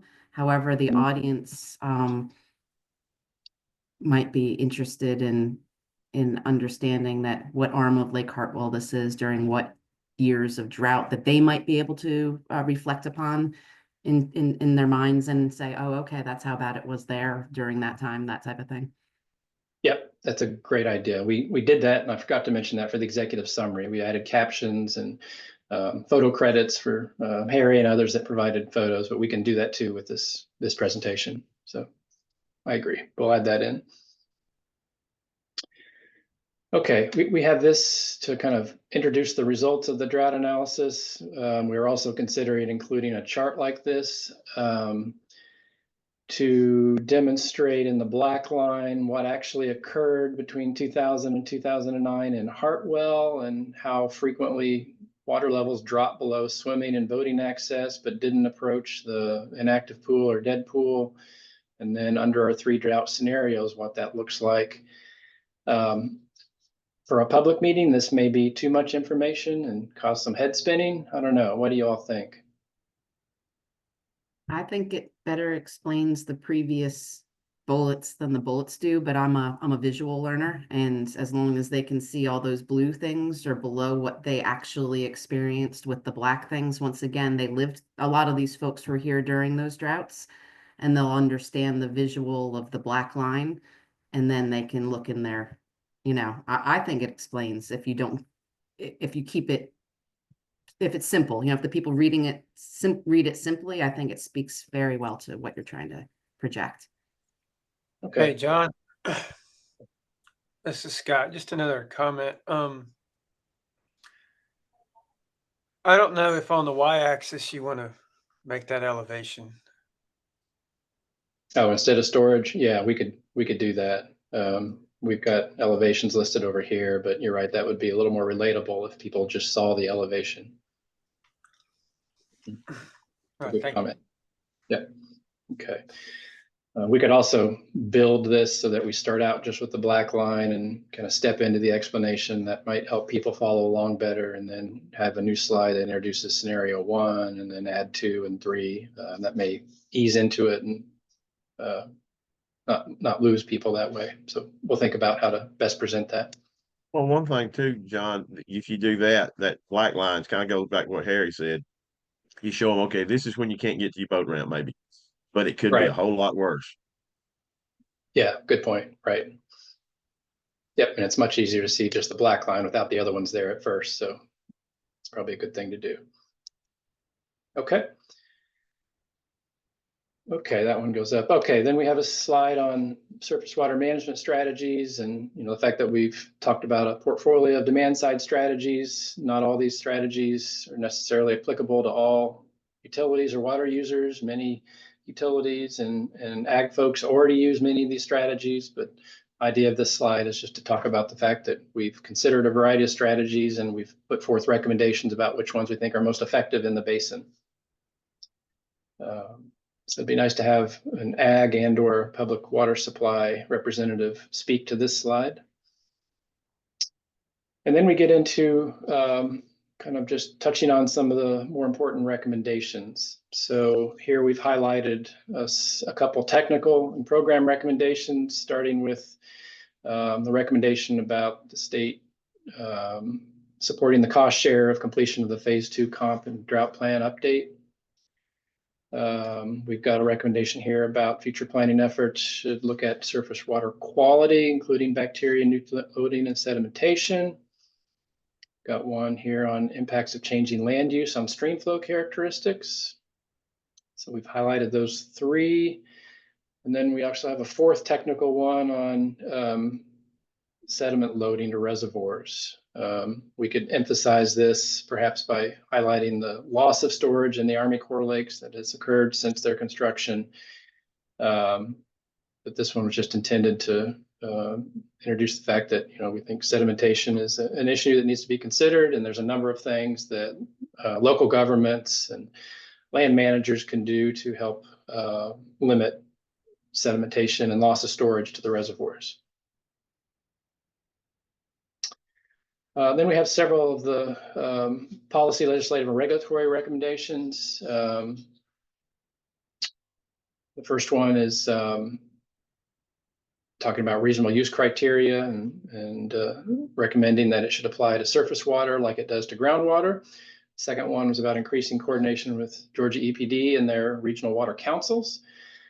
Third one was, and the 4th one are more about funding, recommending that a grant program be established, kind of like Georgia's seed grant program or something to basically help implementation action strategies see the light of day, get them implemented.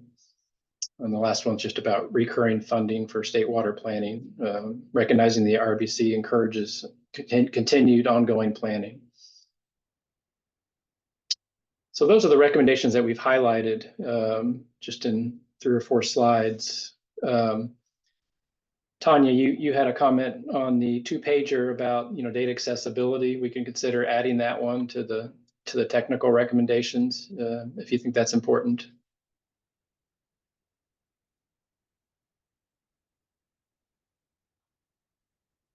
Might consider adding that then. And then this is a very busy slide. The intent's not to talk about it other than just to introduce the fact that all of those recommendations and water management strategies that are highlighted in the plan are part of an implementation plan. So the plan includes a chapter that talks about how do we move this stuff forward, and how do we implement those strategies by implementing specific actions, and who's responsible and what the budgets are. So we don't want to get into detail here other than saying that the plan has a detailed implementation plan. And then that's basically it. We turn it over then to Tom, who would kind of moderate a session to get public comments. And we would be pointing out that the draft plan is available on DES's website. And Tom, is this where you still would be accepting comments, this SC Water Models email address? Yep. Okay.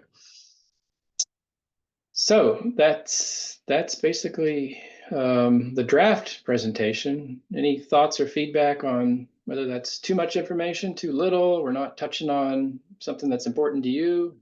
Hey, John, I did follow up about that video, and Chris Post couldn't find it, so I don't have a video of the basin that was mentioned at the last meeting. Okay, thanks for looking. Yeah. I just, Go sorry. ahead. It's all right. Mine's just more of a comment question. It's not whether or not, I believe all the recommendations are important, right? If we went through the process of debating them and getting them on there.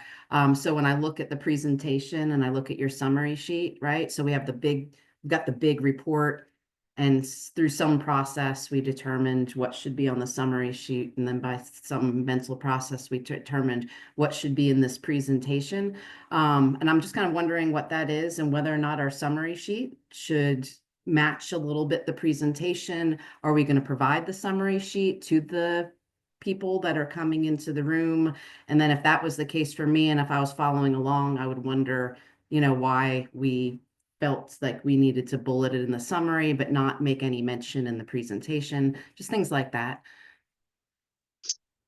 We can certainly make sure there's consistency between the two. There is some consistency, but not exact consistency. We have a little more room in the presentation, a little more flexibility. On the summary sheet, we were kind of trying to get everything on 2 pages, so we had to limit the recommendations that we list. But we can certainly have copies of the 2-pager, and that's kind of what the intent is to have at meetings like this, copies of the 2-pager for people to walk home with. So I would suggest we have a 2-pager there that people could pick up and leave with. And if you think it's important to have consistency in the recommendations that we highlight there and the plan, we can do that. If there's the time available and we feel it's important, if there's more flexibility in the presentation than the summary, to me, to at least be able to touch on the recommendations that they'll be seeing in their summary, if there's time, would be ideal, I think. Okay. I think the other comment I would make is we're providing an overview in the presentation. We're giving them a 2-pager. There's an executive summary, and then there's a full report. I would point that out, that we're providing information at various levels. If you want more information, you just dig down to the next document and kind of point out how those all fit together. Because if you walk in and you're, John or Jane Public, they may not think of it that way, like we've organized it. I would just point that out early, that just because something may not be mentioned in a higher level document, summary document, doesn't mean it wasn't included. Okay. So we might have a slide that says, there's the full plan, which is 300 and some pages. We have an executive summary, which is 30 pages. That's much more digestible. We also have a 2-page summary that you can leave with today. We have a website that you can go to download all these documents, something like that, just to explain the different availability of information that they have to learn about the process and the plan, right? Yeah, something like that. It just Lets people know that if you want more, there is more. it is, and I just kind of point out that we're trying to be respectful of however much time you have to digest and engage. There's a document. There's something for you. Yeah. Okay. That's a good idea. Hey, John, to that point, can we show on the 2-pager where the links are to get to the executive summary and the full plan? Yes, we can. And maybe we put that up at the top in that little header section on both pages or something, but that's a good idea. Yep. Yeah, because the summaries derived from the 2 pages derived from all of that. So that, right. Yep. So basically, for more information, go here, kind of thing. Hey, John, has anybody used a QR code on any of the screens that people in the audience can just scan and get there? We haven't yet, but that's something we could do. Tom, did they do that for the PD at all? No. Okay. But yeah, we could do that, Jeff. Sometimes there's hesitancy of people to use QR codes because they're afraid it could take them to a bad site, but I think people trust us. I'm just saying during our presentation. It doesn't have to be there on the final slides. I'm just saying, instead of people trying to type in the web addresses and memorizing it, they can just go to the QR code for it. Yeah, I kind of had the same thought when I copied the web address here where Upper Savannah is, that nobody's going to remember all this. So that's a good idea. Maybe I'll try to put one up here in the top right or something that folks could snap a picture of. Okay. Any other comments on the presentation? It's all good feedback. One minor thing. Jumping back, we were talking about the future. We're going to look at water quality. I would like to just add, and it's kind of a water quality invasive species. Hydrilla is a huge problem in Lake Thurman. It's not as big a problem anywhere else. And it's, a lot of work has gone on. It's caused a lot of bald eagle deaths and a few other things. So, and it at one time occupied over 600 miles of the shoreline. Okay.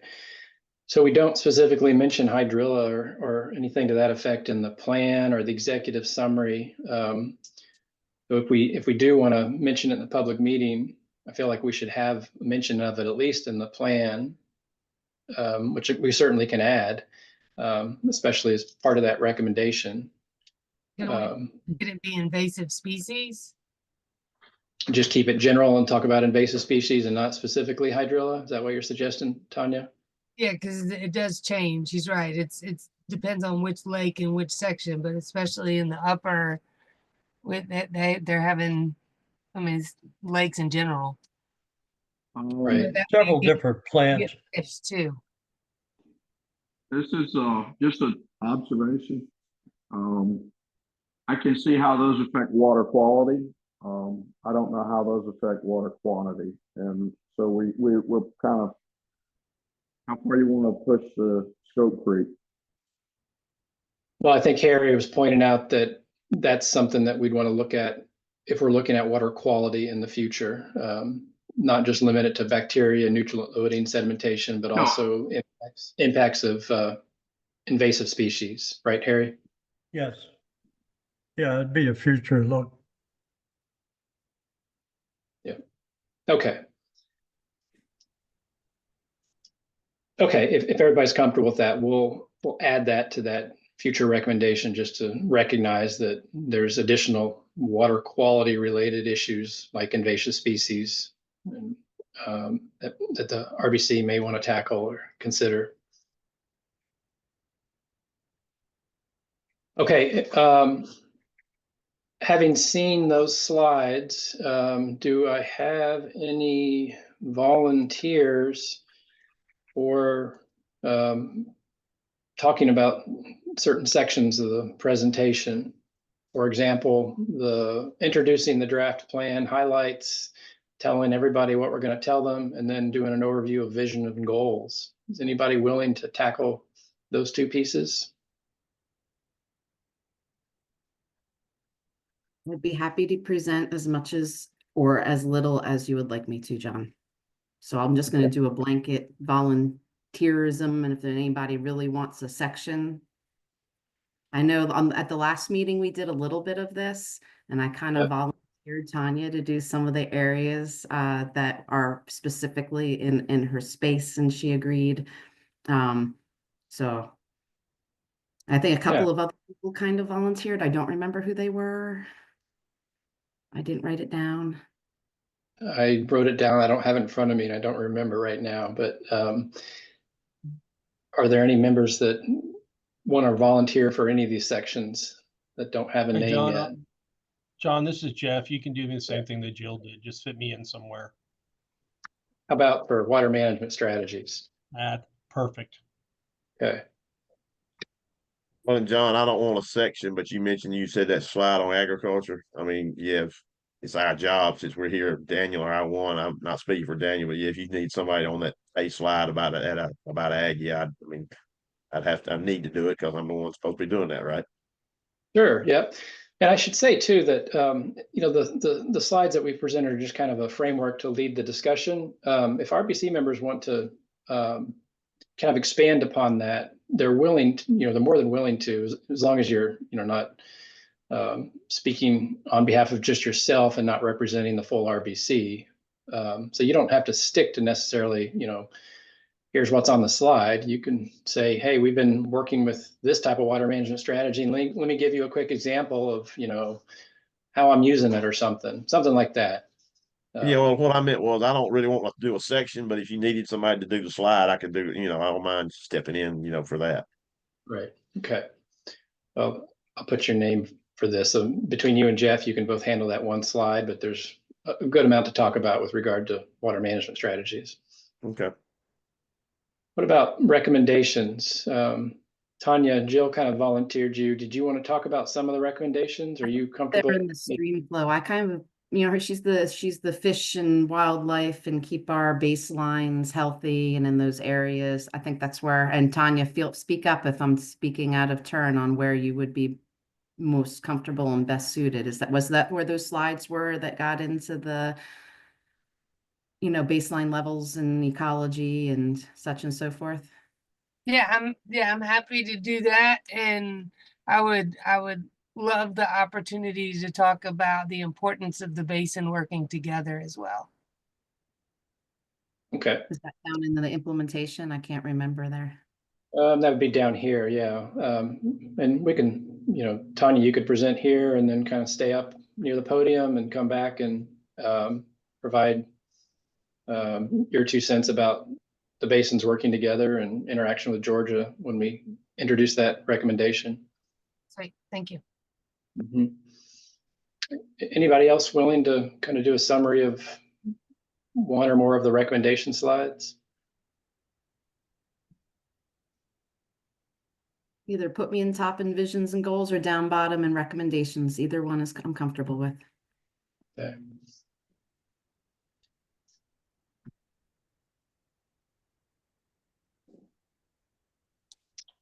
Unless I get any volunteers, I'm going to put you in both spots. They'll get tired of me after all that. I think it would be nice, maybe specifically in the ag portion, to really kind of set the stage of how this watershed is unique. Like because we get so much rain, this isn't a place where, like, I hope we can kind of talk about, at least I think it's pretty unique for the rest of the state. Correct me if I'm wrong. Unique in terms of how much water you get or how much water is available, rainfall amounts? Well, yeah, the water, even the way that we're using the water, the agriculture's use of water is far less here than in other places, and I think that's because we have this overabundance of rainfall, and it's unique. It's helping people understand kind of that makeup of this part of the basin, I think is important, because you certainly can't use the same stuff here in other places, vice versa. Right. Like I've learned a lot about ag here that I think a lot of people should understand, because it's not the same as in the coastal plain. Right.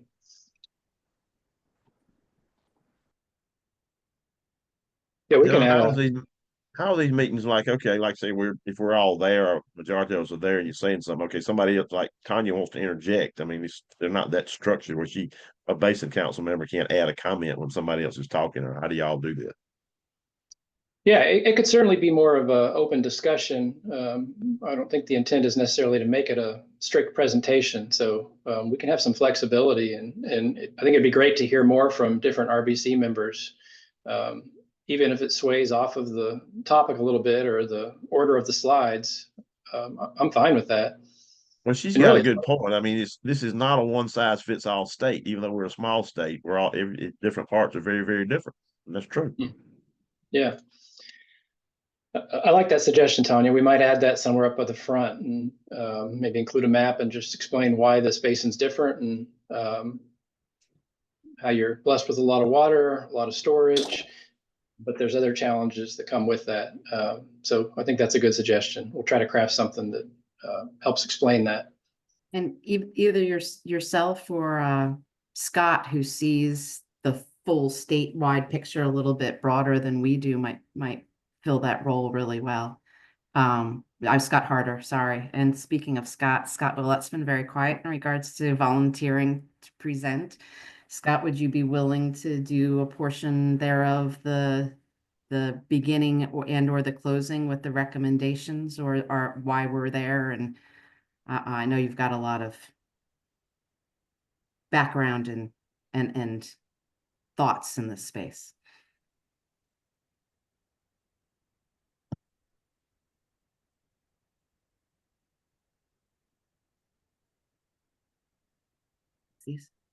Scott, anything to add, or can you? Scott Willette's just cursing me for volunteering him, I think, silently. I don't want to speak on behalf of him, but I'm not sure if he's going to be here, because I do know that he had an Asia trip planned, so I'm not sure when that trip was. Okay, that may be why he's not speaking up. Okay, well, I've got what I need for now. I think we're still, a month and a half away from doing the public meeting. So let me make some adjustments to the presentation. I will probably try to convene a meeting with folks that have agreed just to run through the presentation slides one more time before the public meeting, middle of April or something. But we'll talk about that later. Let me just read quickly what John Haynes said in the chat. Perspective, perhaps it'd be useful to offer a comparison of this plan to what could have been the situation back in the 2008 drought if there had not been any reservoirs. That's an interesting idea. Yeah, let me think about that a little bit. And Scott's confessing to some audio issues, so no problem. Okay. Well, thank you for your help with that. We'll make some adjustments based on your comments, and then we'll convene a meeting, I think, with the volunteer speakers just to run through it one more time before we have the public meeting. Final thing in the remaining 5 minutes that I want to talk about is review our membership and term limits. And I'm not asking for any decisions today, but I do want to help DES get an idea of, especially the members that had 2-year terms. Are you interested in continuing your 2-year term? Basically doing another term, which I think the planning framework says that future terms, and Scott, correct me if I'm wrong, would be 3 years. So we wanted to stagger them at first, 2, 3, or 4, but if you agree to continue on as a member, you'd have a 3-year term. Is that right, Scott? That's correct. Yeah. So my hope is the folks that Drew 3 and 4 year terms and your term doesn't expire until 06 or 07, you're willing to continue. I recognize that some of you may not be able to, or have had enough and may want to decline. Just today, for at least, I wanted to ask the 2-year term members that are red here. Are you intending potentially to extend your term, or might you want to drop off? And the reason I'm asking this is it helps DES get an idea if future planning continues, and assuming the RBCs stay formed, they know where to fill in, what water use sectors, what categories they need to fill in based on who's still on and who has left. Hey, John, So- this is Jeff. I'll stay on. Okay. I'm just going to put remain. Katie, I don't know if you've thought about it, and I don't want to put you on the spot, but do you think you might stay on, or would you? Yeah, I'm still working and heavily engaged in the Savannah Basin, just in other watersheds. So I see my role as continuing in this area. So I'm fine to stay on. Okay. Daniel, how about you? If it's okay with the committee, I would like to stay on. I've been through 2 years of this with the group, and I would like to kind of see the implementation of it. Good. Okay. Certainly the commitment from going forward would be less. We won't have monthly meetings. It's still to be seen how often they'd be, but it might be quarterly, it might be semi-annually, but it'd be less of a commitment. But hopefully there will still be meetings. Jill, what about you? I'm in. Okay. Don Todd, you've kind of taken over for Billy, but Well, I'll touch base with Billy, and I also need to touch base with the U.S. Power Squadrons. That's the end, as we're both in that in the management part of that. So let me touch base with Billy, and can I defer? yes, you're to be determined. Yeah, thanks. Okay. Melissa, you are on. I'm sorry, I missed you again. What are you intending? I would like to remain to see it through. Okay, well, that may be no endpoint, so you're going to be on for a long time then. Cole is not on. Harry? Thinking about extending. Okay.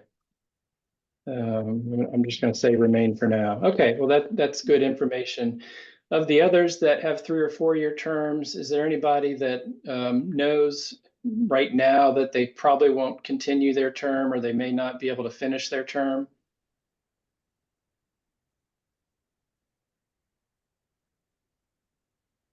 No. All right. Okay, well, we're at 11:59. I covered everything that I wanted to cover.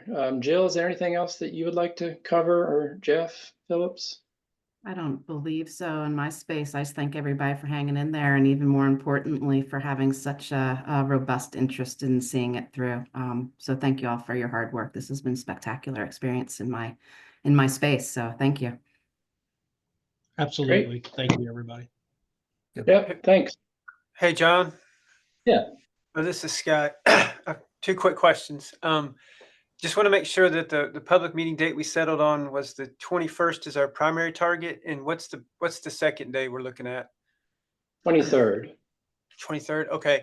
And then this question's for Tom. Are you comfortable with the public comment submission process we've been using in the other basins? Yeah, it's worked out fine, I think, in my opinion. All right. Hope Contact y'all feel the information. same. Yeah. Nothing's changed with the address and contact and all that's still good the way we have it set up. No, they haven't kicked me out yet. Okay, just want to be sure. All right. Thank you, Tom. Okay. That's it. Right now, and I don't think we have one on the calendar, and I don't know that we need to have a meeting on April 9th. I didn't put one on this calendar I'm sharing on the screen. There's a Water SC listening session that day. Scott or anybody from DES, do you know yet where the listening session is going to be, what part of the state it is on the 9th? No, that's still yet to be determined. Okay. But I don't know that there's a need to have a meeting on the 9th, even a virtual meeting. So right now we don't have one on the calendar, unless we want to use that time and have a virtual call with the RBC members that volunteered to do the public meeting presentation. We could use that time for that, and it'd just be a very short meeting, 45 minutes, something like that. Considering thought we might get together, and we should prior to that. That's if I'll look at my calendar, but what we should, whether it's the 9th or not, I do agree with as you further develop that presentation and we get out all the volunteers. Maybe Scott Willet's audio will come on and he can volunteer too. But to get together and really understand how many slides, what slides, and then maybe even, because like I stated, the whole Easter in between and I'll be coming back. If I know where I'm going to be, I've got a little bit more time to work on, what it is I'm going to say outside of the bullet points on the slides and things like that. So sure. Okay. Joe, are the listening sessions day or nighttime? They would be in the evening. Okay, I just want to make sure there wasn't a conflict. Okay, so I may send out just a separate invite for a meeting with the folks that we've identified on this list for the 9th, since that's our regular time. So look for that invite, and before that, I'll circulate an updated version of the presentation. That'll just go to Jill and Tanya, Jeff, Mac. Okay. I really appreciate everybody hanging with us today. Thank you very much for all your input. Sorry, real quick before everybody disappears. This Saturday, it is in Augusta. But if anybody would like to come to an oyster roast, I'd love to give you a pair of tickets. So send me an email. We'd love to have you come join us for some Bluffton oysters. That's it. Gonna be there. Thank you. Anyone have any other announcements before we adjourn? No? All right, Jill, do you want to close us out?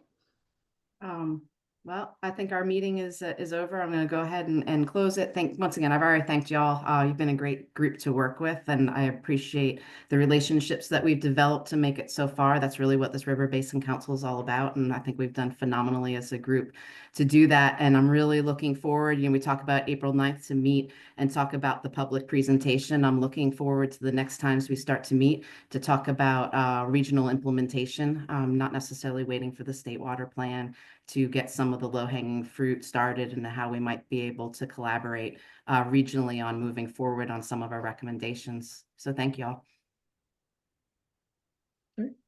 Thanks again, everyone. We will talk later. Thanks, John. Thanks, John. Bye.